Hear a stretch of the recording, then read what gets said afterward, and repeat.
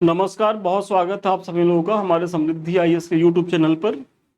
और आओ पीटी पास करो सीरीज में, जिसके तहत आज जो है हमारा क्लास नंबर 6 है। तो यदि अभी तक आप लोगों ने 5 तक नहीं देखा है तो जा करके देख ले, एक सीरीज ही चल रही है। और इसमें हम राज्य के नीति निर्देशक तत्व या और भी इसमें टॉपिक है वो कवर करने वाले हैं। तो इसमें क्या है कि मंडे टू फ्राइडे, देखिए सोमवार से शुक्रवार तक ये हमारी जो सीरीज है वो आओ पीटी पास करो चलेगी। सुबह 9 बजे और शाम को जो है 5 बजे। सैटरडे को मेंस आंसर राइटिंग सीरीज होगी सुबह 9 बजे 5 बजे। तो 9 बजे सुबह और शाम को 5 बजे तो आपका चैनल पे बने रहना अपरिहार्य है, क्योंकि यदि आप बने रहेंगे तो धीरे धीरे आपकी कितनी चीज़ें तैयार हो जाएंगी। 1-2 महीने के बाद इसका रिजल्ट देखिएगा, और अगर पीटी तक बने रहिएगा तो बहुत ज़्यादा आपको ये फ्रूटफुल होने वाला है। यदि आप लोगों ने पीछे नहीं देखा है तो देखिए, मैंने यूपी स्पेशल की सारी चीज़ें करा दी हैं, मतलब कुछ भी वहाँ से बाहर नहीं जाने वाला है। महत्वपूर्ण तथ्यों की श्रृंखला मैंने कराई है 10 वीडियो में, 20-20, 25-25 मिनट के हैं, तो उसको भी आप लोग देखें। और करंट अफेयर्स के भी बहुत सारे क्लास हो चुके हैं। शाम को हमारा इतिहास को लेकर के क्लासेज हो ही रही हैं, और सुबह जो है इस समय आप लोग देख ही रहे हैं कि पॉलिटी की चीजें चली रही हैं। तो बस निरंतरता बनाए रखिए, देखिए और इसका लाभ उठाइए। तो आइए राज्य के नीति निर्देशक तत्वों का जो महत्वपूर्ण फैक्ट है उसको देखते हैं। तो देखिए, भारतीय संविधान के भाग 4 के अनुच्छेद 36 से 51 के तहत राज्य के नीति निर्देशक तत्वों का प्रावधान किया गया। तो नीति निर्देशक तत्व कहाँ है? भाग 4 के। और आर्टिकल कहाँ है? तो 36 से 51, क्योंकि 12 से 35 तक क्या है? मूल कर्तव्य है, और 5 से 11 तक क्या है? तो वो नागरिकता है। तो पीछे, इसलिए मैं कह रहा हूँ कि पीछे से आप देखते हुए आएंगे तो आप एक लिंक भी स्थापित करेंगे। भारतीय संविधान में नीति निर्देशक तत्व आयरलैंड के संविधान से प्रेरित है, मतलब लिए गए हैं। और नीति निर्देशक तत्वों की प्रकृति अनुच्छेद 37 से जो है वो स्पष्ट होती है। तो नीति निर्देशक तत्वों की प्रकृति कहाँ से स्पष्ट होती है? तो आर्टिकल 37 से होती है। अनुच्छेद 38 के अनुसार राज्य लोक कल्याण की अभिवृद्धि के लिए सामाजिक व्यवस्था बनाएगा। तो राज्य लोक कल्याण की अभिवृद्धि के लिए सामाजिक व्यवस्था बनाएगा, इसका उल्लेख कहाँ है? तो आर्टिकल 38 में है। अनुच्छेद 39 में राज्य द्वारा अनुसरणीय कुछ नीति निर्देशक तत्व हैं, जैसे पुरुष और स्त्री को समान रूप से आजीविका प्राप्त हो, भौतिक संसाधनों का वितरणकारी न्याय उपलब्ध हो, आर्थिक विकेंद्रीकरण हो, पुरुष और स्त्री को समान कार्य के लिए समान वेतन प्राप्त हो, और बालकों हेतु कल्याणप्रद कार्य। तो ये सारी चीजें कहाँ लिखी गई हैं? तो जो हमारा नीति निर्देशक तत्व है उसके तहत अनुच्छेद 39 में है। वेरी इंपॉर्टेंट है, जरूर इसको देख लीजिएगा, कई बार यहाँ से प्रश्न पूछे गए हैं। अनुच्छेद 39 क में क्या है? समान न्याय तथा निःशुल्क विधिक सहायता का प्रावधान है। 40 में क्या है? तो राज्य ग्राम पंचायतों के गठन का प्रावधान है, मतलब जो वर्तमान में पंचायतें हैं, ग्राम पंचायतें हैं, जो मुखिया प्रधान जी चुने जाते हैं, उसका प्रावधान सबसे पहले कहाँ हुआ था? तो भारत के संविधान के नीति निर्देशक तत्वों के तहत आर्टिकल 40 में। अनुच्छेद 41 के अनुसार राज्य कुछ दशाओं में काम, शिक्षा तथा लोक सहायता पाने के अधिकार को प्राप्त कराने में प्रभावी उपबंध करेगा। इसी तरीके से अनुच्छेद 42 के अनुसार राज्य काम की न्याय संगत और मानवोचित दशाओं का तथा प्रसूति सहायता के लिए प्रावधान करेगा। इसी तरीके से अनुच्छेद 43 के अनुसार राज्य कर्मकारों को उचित मजदूरी तथा कुटीर उद्योगों के संवर्धन का प्रयास करेगा। बहुत महत्वपूर्ण है। 41, 42, 43 जितने भी हैं आप जानते रहिए कि इसमें क्या क्या मतलब राज्य के लिए कहा गया है कि राज्य ऐसा करेगा। फिर 43 क में क्या है कि राज्य उद्योगों के प्रबंधन में कर्मकारों की भागीदारी को जो है वो सुनिश्चित करेगा। और अनुच्छेद 44 के अनुसार राज्य मतलब कौन? आप स्टेट मत मानिएगा, वो देश से जुड़ी, मतलब भारत को कहा गया राज्य के रूप में। तो अनुच्छेद 44 के अनुसार भारत जो राज्य है, भारत के संपूर्ण राज्य क्षेत्र में नागरिकों के लिए एक समान संहिता लागू करने के प्रावधान करेगा। मतलब जो यूनिफॉर्म सिविल कोड की बात है वो आर्टिकल 44 में ही है, और वो कहाँ है? तो डीपीएसपी में है। अनुच्छेद 45 के अनुसार राज्य 6 वर्ष से कम आयु के बालकों के लिए प्रारंभिक बाल्यावस्था देख रेख और शिक्षा का जो है वो प्रबंध करेगा। इसी तरीके से आर्टिकल 46 के अंतर्गत क्या है? तो राज्य अनुसूचित जातियों, अनुसूचित जनजातियों तथा अन्य दुर्बल वर्गों हेतु शिक्षा तथा आर्थिक हितों में वृद्धि के लिए जो है वो प्रयास करेगा। तो इसका उल्लेख कहाँ है? तो आर्टिकल 46 में है। फिर अनुच्छेद 47 के अंतर्गत राज्य लोगों के पोषाहार स्तर, जीवन स्तर ऊंचा करने तथा लोक स्वास्थ्य आदि सुधारने का प्रयास करेगा। तो जो वर्तमान में सरकारों को के द्वारा जो मिड डे मील योजना चलाई जा रही है, वो उसका आधार क्या है, आर्टिकल 47 है। इसी तरीके से अनुच्छेद 48 के अंतर्गत राज्य कृषि और पशुपालन को आधुनिक तथा वैज्ञानिक ढंग से संगठित करने का प्रयास करेगा और गाय, बछड़ों तथा अन्य दुधारू और वाहक मवेशियों के वध का प्रतिषेध करने के लिए भी प्रयास करेगा। तो अनुच्छेद 48 के तहत जो दुधारू पशुएं हैं उनके लिए प्रावधान किया गया है। और अनुच्छेद 40 ए के अनुसार क्या है, तो राज्य देश के पर्यावरण संरक्षण और संवर्धन का तथा वन और वन्य जीवों की रक्षा का प्रयास करेगा। तो 48 ए में क्या है, मतलब वन्य जीव हैं, इनके संवर्धन संरक्षण की बात कही गई है, पर्यावरण संरक्षण की बात की गई है। अनुच्छेद 49 के अंतर्गत राज्य राष्ट्रीय महत्व के स्मारकों, स्थानों और वस्तुओं को संरक्षण प्रदान करेगा। और अनुच्छेद 50 के अंतर्गत राज्य जो है लोक सेवाओं में न्यायपालिका और कार्यपालिका के पृथककरण की बात करेगा। मतलब जो न्यायपालिका और कार्यपालिका के जो पृथककरण की चीजें हैं वो कहाँ है, तो आर्टिकल जो है 50 में है। और 51 के अनुसार राज्य अंतरराष्ट्रीय शांति और सुरक्षा की अभिवृद्धि का प्रयास करेगा। ये सारे अनुच्छेद बहुत महत्वपूर्ण हैं और कई बार पूछे गए हैं। तो एक बार जो है आप अभी में हमारे साथ पढ़ ही रहे हैं और जैसे ही होगा 2-3 दिन के बाद एक बार और रिवीजन कर लीजिएगा, तो फिर ये आप कभी नहीं भूलेंगे और परीक्षा में जो कन्फ्यूजन में रह करके जो प्रश्न आपका गलत होता है वो नहीं होगा।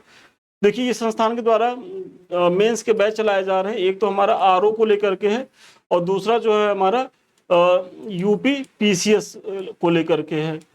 तो आप लोगों ने अभी तक इसको ज्वाइन नहीं किया तो ज्वाइन करें, क्योंकि मुख्य परीक्षा ही मुख्य है, बाकी तो सब गौड़ है।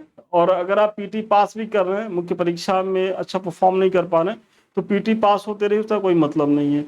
तो अधिक जानकारी के लिए नंबर फ्लैश कर रहा होगा, आप संपर्क कर सकते हैं। यहाँ आपको इस तरीके से प्रश्न दिए जाएंगे, आप करके दिखाएंगे, जो भी कमी होगी सब बताई जाएगी। और ये आरओ के बैच में भी चल रहा है, आरओ में भी जो है डेली बच्चों को होमवर्क दिया जाता है, वो करके दिखाते हैं, उनका मूल्यांकन होता है और फिर जो है क्लासेस चलती हैं। तो बहुत ही व्यवस्थित तरीके से दोनों ही बैच चलाए जा रहे हैं संस्थान के द्वारा। और इससे जुड़िए जो मेंटरशिप बैच है मेंस को लेकर के यूपी पीसीएस को, तो ये टारगेट है कि 750 प्लस प्रश्न जो है वो आपको मुख्य परीक्षा से पहले करा के भेजे, ताकि आप बहुत अच्छी स्थिति में रहें यहाँ। चलिए अब आते हैं मूल कर्तव्य पे। तो भारतीय संविधान में मूल कर्तव्य पूर्व सोवियत संघ के संविधान से लिए गए हैं। तो मूल कर्तव्य कहाँ से लिए गए हैं, तो यूएसएसआर के संविधान से लिए गए हैं। और इन्हें सरदार स्वर्ण सिंह समिति की संस्तुति के आधार पर 42वें संविधान संशोधन अधिनियम 1976 के द्वारा भाग 4 के तहत जोड़ा गया। वेरी इंपॉर्टेंट है, मतलब सरदार स्वर्ण सिंह समिति 42वां संविधान संशोधन टाइम 1976, और ये किस भाग में है, तो भाग 4 के, मतलब बहुत ही इंपॉर्टेंट लाइन है। और ये इनका आधार कहाँ है, तो ये यूएसएसआर के संविधान से हमने जो है अडॉप्ट किया है। वर्तमान में भाग 4 के अनुच्छेद 51 के तहत मौलिक कर्तव्यों की कुल संख्या कितनी है, 11 है, जबकि इनकी मूल संख्या 10 थी। मतलब पहले मौलिक कर्तव्य कितने थे, तो 10 थे, और वर्तमान में इनकी संख्या कितनी, 11 है। 11वां मूल कर्तव्य 86वें संविधान संशोधन अधिनियम 2002 द्वारा जो है वो जोड़ा गया। मौलिक कर्तव्यों को प्रभावी बनाने के लिए वर्ष 1999 में जेएस वर्मा समिति का गठन किया गया था। वेरी वेरी इंपॉर्टेंट है कि जेएस वर्मा समिति, देखिए जेएस वर्मा समिति तो कार्यस्थल पर जो महिलाओं के साथ उत्पीड़न है उसको भी लेकर के आए थे, लेकिन ये मौलिक अधिकारों से भी संबंधित रहे। मतलब मौलिक कर्तव्यों को कैसे जो है वो प्रभावी बनाया जाए, तो इसके लिए भी जेएस वर्मा समिति का गठन हुआ था। कब हुआ था, 1999 में। इस फैक्ट को भी आप जानते रहिएगा। और इस समय केंद्र में सरकार किसकी थी, तो एनडीए की थी, मतलब भाजपा की थी, अटल बिहारी वाजपेयी प्रधानमंत्री थे। अनुच्छेद 51 के मूल कर्तव्य जो है भारत के प्रत्येक नागरिक का यह कर्तव्य होगा कि, तो जो अनुच्छेद 51 क में जो मूल कर्तव्य के बारे में लिखा गया है, तो मूल कर्तव्य में क्या लिखा गया है कि भारत के प्रत्येक नागरिक का यह कर्तव्य होगा कि संविधान का पालन करें, उसके आदर्शों, संस्थाओं, राष्ट्रध्वज और राष्ट्रगान का आदर करें। देखिए एक एक लाइन बहुत ध्यान से पढ़िएगा, क्योंकि एक एक लाइन से प्रश्न बने हैं। स्वतंत्रता के लिए हमारे राष्ट्रीय आंदोलन को प्रेरित करने वाले उच्च आदर्शों को हृदय में जो है वो संजोए रखें और उसका पालन करें। फिर अगला क्या है कि भारत की संप्रभुता, एकता और अखंडता की रक्षा करें और उसे अक्षुण्ण जो है वो बनाए रखें, देश की रक्षा करें और आह्वान किए जाने पर राष्ट्र की सेवा करें। तो देश की रक्षा की बात है या आह्वान किए जाने पर राष्ट्र की सेवा की बात है, ये भी हमारे जो है वो मौलिक कर्तव्य हैं। भारत के सभी लोगों में समरसता और समान भ्रातृत्व की भावना का निर्माण करें, जो धर्म, भाषा और प्रदेश या वर्ग पर आधारित सभी भेदभावों से परे हों। ऐसी प्रथाओं का त्याग करें जो स्त्रियों के सम्मान के विरुद्ध हों। तो ये सब जो है हमारे मौलिक कर्तव्य हैं। अगला हमारा मौलिक कर्तव्य है कि हमारी जो सामाजिक संस्कृति की गौरवशाली परंपरा का जो है वो महत्व समझें और उसका परिरक्षण करें। मतलब वर्तमान में जो हमारी एक सामाजिक संस्कृति है उसको थ्रेट मिल रही है, दिख रही है कि चीजें थोड़ा सा बढ़ रही हैं, तो ये हमारे फंडामेंटल्स जो है वो दायित्व नहीं है, मतलब हमारे कर्तव्य नहीं है। मतलब हमको करना क्या चाहिए कि जो हमारी सामाजिक समरसता जो प्राचीन काल से चली आ रही है वो वर्तमान में और ज्यादा मजबूत हो। प्राकृतिक पर्यावरण की, जिसके अंतर्गत वन, झील, नदी और वन्य जीव हैं, उनकी रक्षा करें और उसका संवर्धन करें तथा प्राणी मात्र के प्रति दया का भाव रखें। फिर अगला जो हमारा कर्तव्य है कि वैज्ञानिक दृष्टिकोण, मानववाद और ज्ञानार्जन तथा सुधार की भावना का जो है अपने अंदर विकास करें। फिर अगला जो कर्तव्य है, सार्वजनिक संपत्ति को सुरक्षित रखें और हिंसा से दूर रखें। मतलब जो हम लोग, जैसे होता क्या है कि जब कोई प्रोटेस्ट होता है तो सबसे ज्यादा क्षति जो है किसकी होती है? सरकार, सार्वजनिक संपत्तियों की। भाई बसों में आग लगा देंगे, ट्रेन रोक देंगे, सरकारी भवन इमारत तोड़ फोड़ देंगे, तो ये हमारे जो है वो मौलिक कर्तव्य नहीं है और ये एकदम स्पष्ट लिखा गया है। व्यक्तिगत और सामूहिक गतिविधियों के सभी क्षेत्रों में उत्कर्ष की ओर बढ़ने का सतत प्रयास करें, जिससे राष्ट्र निरंतर बढ़ते हुए प्रयत्न और उपलब्धि की नई ऊंचाइयों को छुए। मतलब भाई हम लोग भारत के नागरिक हैं, देश के नागरिक हैं, तो हमारा ये कर्तव्य है कि हमारा जो देश है वो अक्षुण्ण रहे, उसका समावेशी विकास हो, उसमें जो है एक हारमोनी बनी रहे, मतलब कम्युनल चीजें ना हो। और यदि माता पिता या संरक्षक हैं या 6 वर्ष से 14 वर्ष की आयु वाले अपने यथास्थिति बालक या प्रतिपालक के लिए शिक्षा के जो है वो अवसर भी प्रदान करें। मतलब जो हमारे आश्रित हैं या जो हमारे वृद्ध माता पिता हैं या 6 वर्ष से नीचे के जो हमारे आश्रित बच्चे हैं, तो उनके लिए भी जो है हम शिक्षा की व्यवस्था करें और जो है माता पिता की सेवा करें। तो ये सारी चीजें जो हैं वो हमारे मौलिक कर्तव्यों से संबंधित हैं। तो अब आपने जो है मौलिक कर्तव्यों को देखा, अब अगला जो टॉपिक है राष्ट्रपति को देखते हैं। देखिए इसमें कई टॉपिक को एक साथ हम कवर कर रहे हैं। तो भारत का राष्ट्रपति देश का प्रथम नागरिक होता है। अनुच्छेद 52 के अनुसार भारत का एक राष्ट्रपति होगा और अनुच्छेद 53 के तहत संघ की समस्त कार्यपालिका शक्ति राष्ट्रपति में जो है वो निहित है। तो भारत का राष्ट्रपति जो है देश का प्रथम नागरिक होता है। 52 में राष्ट्रपति होगा, ऐसी व्यवस्था है। 53 के तहत संघ की समस्त कार्यपालिका शक्ति राष्ट्रपति में निहित है और राष्ट्रपति इस शक्ति का प्रयोग संविधान के अनुसार स्वयं या अपने अधीनस्थ अधिकारियों के द्वारा करेगा। मतलब जो राष्ट्रपति में संघ की कार्यपालिका शक्ति निहित है तो उसका प्रयोग वो कैसे करेगा? स्वयं और अपने अधिकारियों के द्वारा करेगा। अनुच्छेद 54 के अनुसार राष्ट्रपति का निर्वाचन एक निर्वाचक मंडल द्वारा होता है और राष्ट्रपति के निर्वाचक मंडल में संसद के दोनों सदनों, मतलब राज्यसभा और लोकसभा के निर्वाचित सदस्य तथा राज्य विधानसभाओं के भी निर्वाचित सदस्य शामिल होते हैं। वेरी इंपॉर्टेंट है। और इसमें क्या है कि जो राज्यसभा के मेंबर हैं, लोकसभा के मेंबर हैं और और स्टेट की जो विधानसभा हैं वहां के जो विधायक होते हैं, देखिए विधान परिषद के लोग शामिल नहीं होते हैं, विधायक केवल शामिल होते हैं, इसका आप ध्यान रखेंगे। 17वें संविधान संशोधन अधिनियम 1992 द्वारा दिल्ली और पुडुचेरी विधानसभाओं के निर्वाचित सदस्यों को भी जो है वो निर्वाचक मंडल में शामिल किया गया। राष्ट्रपति के चुनाव में मनोनीत सदस्य एवं विधान परिषद के सदस्य जो है वो भाग नहीं लेते। मनोनीत सदस्य मतलब राज्य की विधानसभाओं में भी कुछ मनोनीत सदस्य किए जाते हैं राज्यपाल के द्वारा। इसी तरीके से राज्यसभा में भी कुछ मनोनीत सदस्यों आते हैं राष्ट्रपति के द्वारा। तो ये जो है राष्ट्रपति के चुनाव में भाग नहीं लेते, इसका आप लोग को ध्यान रखना है। अनुच्छेद 55(3) के अनुसार राष्ट्रपति का चुनाव आनुपातिक प्रतिनिधित्व के अनुसार एकल संक्रमणीय मत और गुप्त मतदान द्वारा होता है। वेरी वेरी इंपॉर्टेंट है कि जो राष्ट्रपति का चुनाव होता है वो एकल संक्रमणीय आधार पर होता है और गुप्त मतदान के अंतर्गत होता है, और ये आनुपातिक प्रतिनिधित्व इसमें भी होता है, इसका भी ध्यान रखेंगे।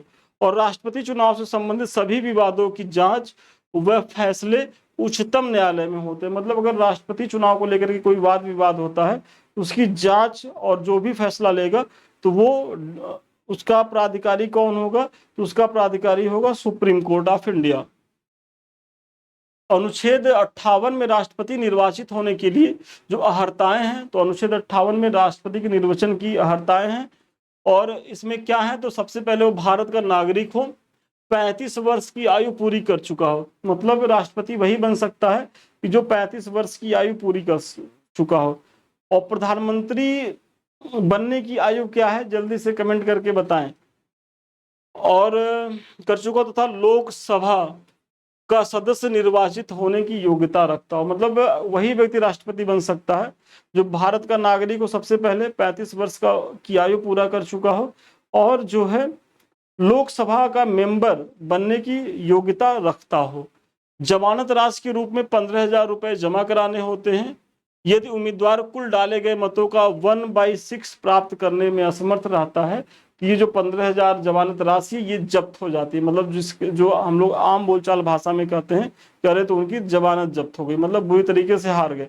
मतलब राष्ट्रपति के चुनाव में कोई उम्मीदवार अगर 1/6 वोट नहीं पाता है तो उसकी जो जमानत राशि जो 15,000 वो जमा करता है वो भी जो है जब्त हो जाएगी। और अनुच्छेद 56 में राष्ट्रपति की पदावधि मतलब पद ग्रहण की तारीख से 5 वर्ष तक का उल्लेख है। तो राष्ट्रपति की पदावधि कब है, तो जब वो पद पर ग्रहण, जिस दिन ग्रहण करता है उसी से लेकर के 5 वर्ष तक जो है वो पद पर बना रहता है। और इसकी व्यवस्था कहाँ है, तो आर्टिकल 56 में है। एक क में क्या है, भारत का राष्ट्रपति अपना त्यागपत्र जो है वो उपराष्ट्रपति को संबोधित करेगा। जो राष्ट्रपति होता है वो अपना त्यागपत्र उपराष्ट्रपति को देता है, और उपराष्ट्रपति इसकी सूचना लोकसभा, ये लोकसभा के अध्यक्ष को तुरंत देता है। और ये अनुच्छेद 56(2) में है। मतलब 56(1) में क्या है कि राष्ट्रपति जो है त्यागपत्र दिया, और किसको दिया, तो उपराष्ट्रपति को संबोधित करते हुए दिया। और 56(2) में क्या है कि वही जो सूचना है तुरंत उपराष्ट्रपति किसको देगा, लोकसभा अध्यक्ष को देगा। भारतीय संविधान के अनुच्छेद 57 जो है राष्ट्रपति के पद के लिए किसी व्यक्ति के पुनः निर्वाचन की पात्रता रखता है। मतलब हमारे संविधान में ये व्यवस्था है कि कोई व्यक्ति जो है कितनी बार भी राष्ट्रपति बन सकता है। मतलब अमेरिका में देखेंगे तो 2 कार्यकाल के लिए ही बन सकते हैं, और वहां का जो कार्यकाल होता है 4-4 वर्ष का होता है। जैसे एक बार ट्रम्प बन चुके हैं, अब वो इस बार केवल 4 वर्ष तक रह सकते हैं। अब इसके बाद अगर ट्रम्प चाहें भी तो अमेरिका का राष्ट्रपति नहीं बन सकते। लेकिन हमारे यहाँ क्या है कि कोई व्यक्ति जो है कितनी बार राष्ट्रपति बन सकता है। लेकिन जनरली राजेंद्र प्रसाद केवल 2 बार बने थे, उसके बाद किसी को ये अवसर अभी तक नसीब नहीं हुआ है कि वो लगातार 2-3 कार्यकाल तक वो राष्ट्रपति बने रहें।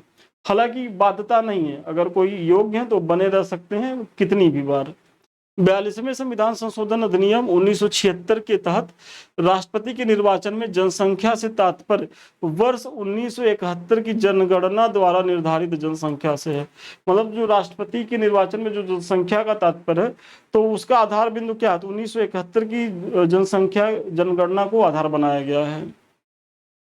84वें संविधान संशोधन अधिनियम 2001 द्वारा इसे वर्ष 2026 के पश्चात की पहली जनगणना के सुसंगत आंकड़े प्रकाशित होने तक के लिए निर्धारित किया गया है। और अनुच्छेद 59 के अनुसार यदि संसद के किसी भी सदन का या किसी राज्य के विधानमंडल के किसी भी सदन का कोई सदस्य राष्ट्रपति निर्वाचित हो जाता है तो यह समझा जाएगा कि उसने उस सदन में अपना स्थान राष्ट्रपति के रूप में अपने पद ग्रहण की तारीख से रिक्त कर दिया है। मतलब इसमें यह कहा जा रहा है कि यदि कोई भी संसद सदस्य, चाहे वो राज्यसभा का हो या लोकसभा का हो या विधानसभा में विधायक है, तो वो जो है जैसे ही राष्ट्रपति बनेगा तो जिस दिन वो अपना पद ग्रहण करेगा उसी दिन जो है उसकी जो संसद सदस्यता है या विधानसभा की सदस्यता है वो समाप्त हो जाएगी, स्वतः ही समाप्त हो जाएगी। इसका प्रावधान आर्टिकल 59(1) में है। अनुच्छेद 60 में राष्ट्रपति के द्वारा शपथ या प्रतिज्ञान का प्रारूप का वर्णन है। मतलब राष्ट्रपति के शपथ और प्रतिज्ञान के प्रारूप का वर्णन कहाँ है, तो आर्टिकल 60 में है। भारत के राष्ट्रपति को शपथ भारत का मुख्य न्यायाधीश या उसकी अनुपस्थिति में उच्चतम न्यायालय का ज्येष्ठतम न्यायाधीश दिलाता है। मतलब भारत के राष्ट्रपति की शपथ कौन दिलाता, तो जो हमारा चीफ जस्टिस ऑफ इंडिया होता है, या खुदा न खास्ता का चीफ जस्टिस ऑफ इंडिया का पद रिक्त है या नहीं है, तो ऐसे में जो सुप्रीम कोर्ट का वरिष्ठतम न्यायाधीश होता है वो जो है शपथ दिलाता है। वर्तमान में राष्ट्रपति का वेतन जो है 5 लाख रुपए प्रति माह है और राष्ट्रपति का वेतन जो है भारत की संचित निधि से दिया जाता है।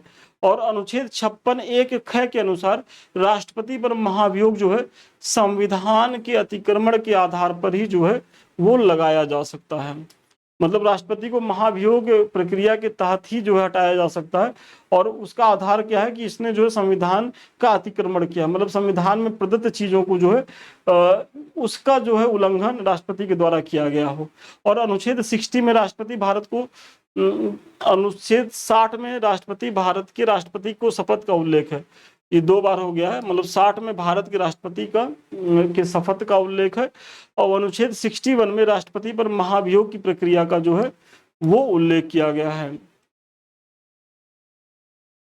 मतलब देखिए फिर 61 के अनुसार राष्ट्रपति जो है संसद मतलब संविधान का अतिक्रमण करेगा तब उस पर महाभियोग लगाया जाएगा और महाभियोग प्रक्रिया का उल्लेख कहाँ है, तो आर्टिकल 61 में है।